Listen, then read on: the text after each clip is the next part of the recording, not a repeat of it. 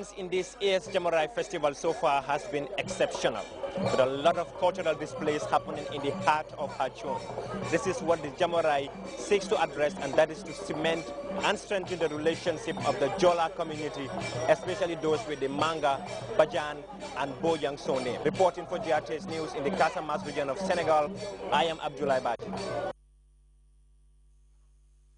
We'll now take a short break. We'll be back momentarily.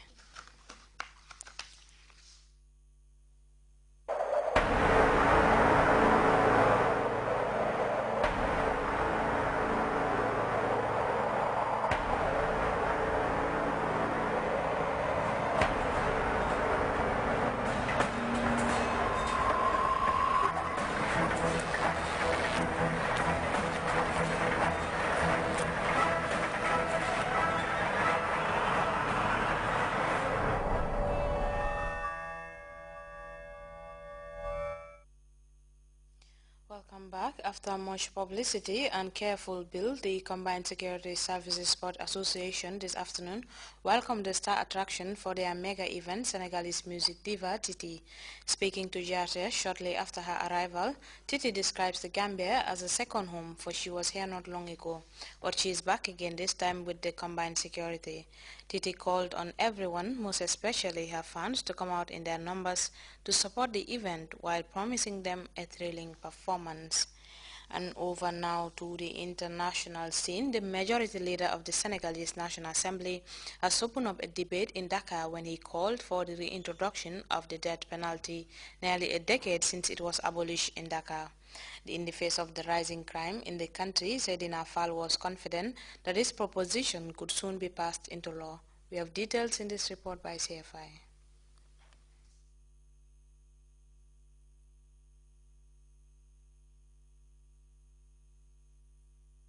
Senegal's National Assembly has caused a stir by reopening a debate that has been closed for almost a decade. Seydina Fall wants the death penalty to be reinstated. The situation in Senegal today has reached a point where we have no choice but to bring back the death penalty. Violent assaults are on the rise and nothing is being done about it. I said to myself, if this law were reinstated, potential murderers would think twice about attacking honest citizens.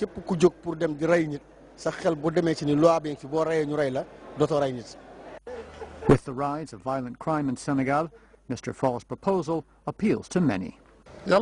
God said that he who kills must die himself. This is how we'll end these murders. How many people have died in just the last 2 months, murdered in their own homes by attackers? We can't live like this. Something must be done about it, one way or another. But we must reflect, not mix things up. There are too many talkers who do not have the truth of God behind them. The debate has been taken up outside of Parliament by human rights groups and religious leaders. Senegal abolished the death penalty in 2004. Today, many of those deputies say they've had a change of heart. Why is it that most of these deputies, who in 2004 voted to abolish the death penalty, have changed their opinion? It's simply because there's a newcomer. There's a newcomer in the National Assembly who wants to open a debate, whose sole purpose is to distract the Senegalese people from the real problems in the suburbs. Mr. Fall says his initiative has gained widespread support in Parliament. He is confident that his bill will soon be voted into law.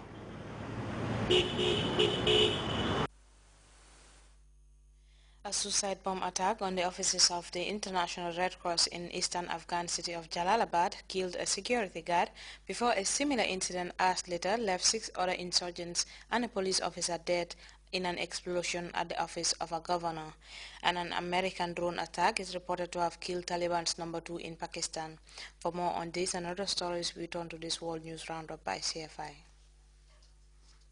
The suicide bomber targeted the offices of the International Red Cross in the eastern Afghan city of Jalalabad. 3 armed accomplices then entered the building, killing an Afghan security officer. Several hours earlier, 6 Afghan insurgents and a policeman died in a similar attack on the Panjshir governor's offices. The insurgents began their spring offensive at the beginning of the month, a period of better weather with an increase in deaths. 19 NATO soldiers were killed in May.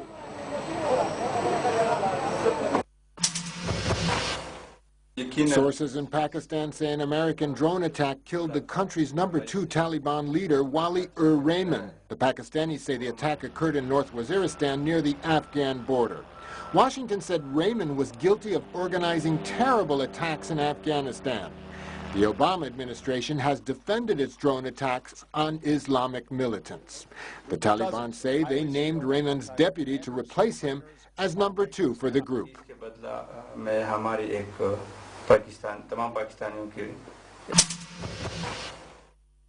A bomb in the Bahraini capital Manama Wednesday night injured 7 policemen. The homemade bomb was detonated as a police patrol passed through a Shiite quarter. 10 people were arrested. Bahrain has a majority Shiite population but is ruled by a minority Sunni royal family. Shiites have been demonstrating since 2011 for greater democracy in the American-backed kingdom.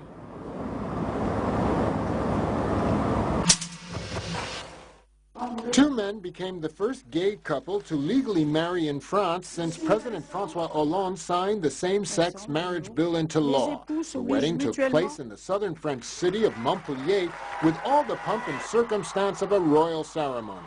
600 guests were invited and 150 camera crews came for the event, which was held under tight police security. Conservatives and Catholics have demonstrated massively against the same-sex marriage law.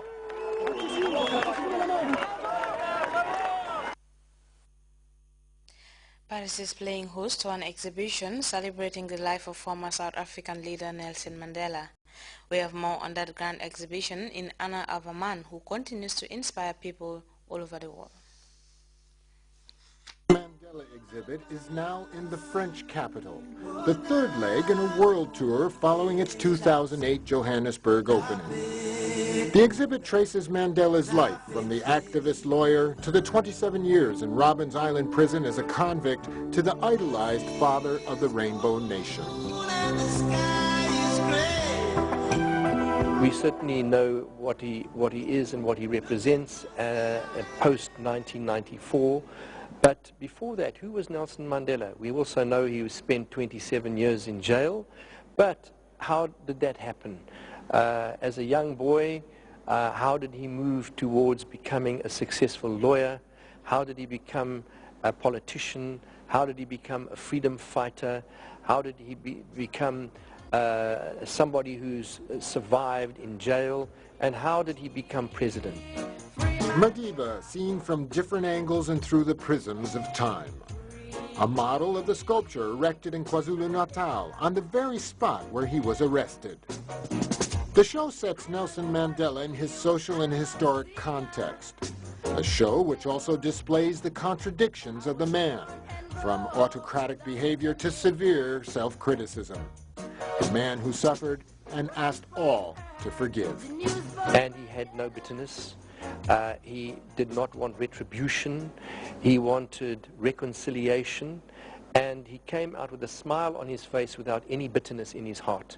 And he was able to take a fractured country, which was so diverse, which had been through so much pain, and he pulled it back together again till we all felt as one nation. Nelson Mandela turns 95 this year. His humanism inspired millions. The exhibit is a homage to the legacy of a man who made the world a better place.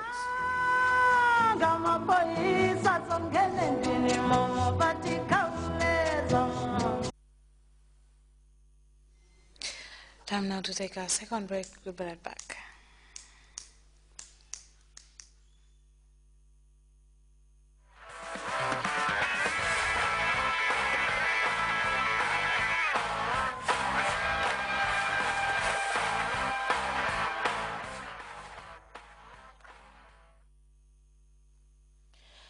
Welcome back. Time now to join Fatu Jasi for a look at sports. Fatu. Thank you, Aisarumani. Police Dagana scored what turned out to be the winning goal in the dynamic Sarahule Association football final between serial winners Dembakunda against Kulari Football Club. Ababakar Senghor watched the finals and he has this report. Smart finish after the restart was enough for Dembakunda to retain the title they've won twice in succession.